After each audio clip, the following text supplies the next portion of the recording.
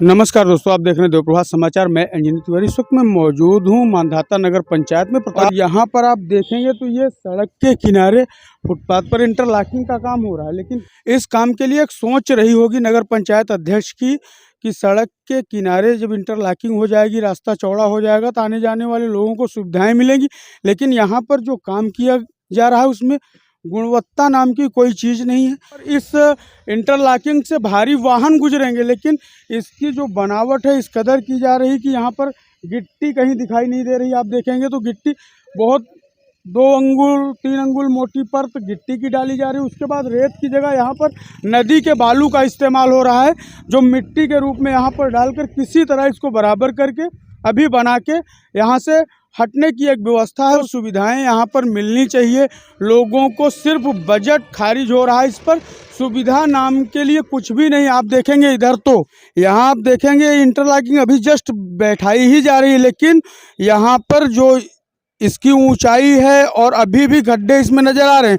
हल्की सी बारिश के बाद ये इंटरलॉकिंग फिर से ज़मीन में फंस जाएगी और उसके बाद इसके रिपेयरिंग के लिए लंबा बजट यहाँ पर इस्तेमाल होगा। इस तरह से नगर पंचायत का बजट जो विकास कार्यों में इस्तेमाल होना है, इस तरह के घटिया निर्माण में इस्तेमाल किया जा रहा है। और यहाँ पर इस कदर मनमानी से काम किया जा रहा है कि ना तो इंटरलॉकिंग के बिछते समय यहाँ पर जेई का पता है, ना ईओ का पता है, जो शासी अधिकारी है। नगर पंचायत अध्यक्ष भी आंख बंद करके इसी सड़क से गुजरते हैं, लेकिन उनके क्षेत्र में किस तरह से काम किया जा रहा है उस पर उनकी नज़र नहीं। भले ही जनता का बजट है, जनता के लिए ये बजट आया, जनता की सुविधाओं के लिए पैसा यहाँ पर खर्च हो रहा है, लेकिन जनता को क्या सुविधाएं मिल रही हैं इस निर्माण से आप आसानी से देख सकते हैं। ये मिट्टी जो है नदी की मिट्टी है। आप देखेंगे तो अगर आप देखेंगे तो इसको अगर पैर से दाब दिया जाए तो ये इंटरलॉकिंग बैठ रही है और इस पे भारी वाहन निकलेंगे इस इंटरलॉकिंग से।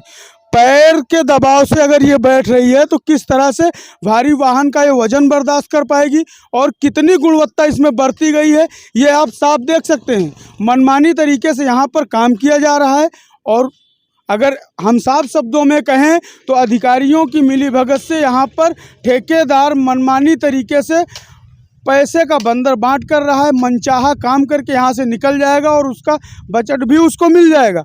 ऐसी स्थिति में जनता के हाथ में अगर कुछ लगेगा तो यहाँ की अव्यवस्थाएं और जिससे जनता प्रभावित होगी। यहाँ पर आने जाने में भी एक समय ऐसा आएगा कि जनता को किल्लत होगी, क्योंकि इंटरलॉकिंग जगह जगह पर जब पैर रखने पर बैठ रही है तो ये जगह जगह पर बैठेगी, खड्डे में तब्दील होगी और हर जगह जल भराव होगा।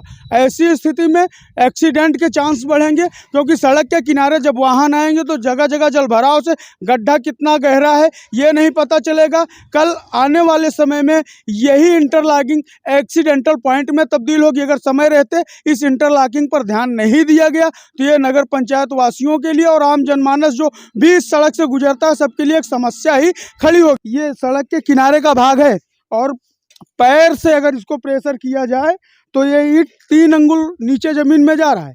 अगर 3 अंगुल पैर से दाबने के बाद नीचे दब रहा है तो जब इस पर वाहन गुजरेंगे, ट्रक गुजरेंगी, लोडर ट्रकें इस पर जाएंगी, तब इसकी क्या स्थिति होगी। भले ही फुटपाथ है, पास लेने के लिए वाहन पटरी का इस्तेमाल करते हैं और जब लोडर वाहन पटरी का इस्तेमाल करेंगे तो ये इंटरलॉकिंग रसातल में पहुंच जाएगी और ये खड्डे में तब्दील होगी और यहाँ पर बारिश में जल भरा होगा, एक्सीडेंटल पॉइंट बनेगा।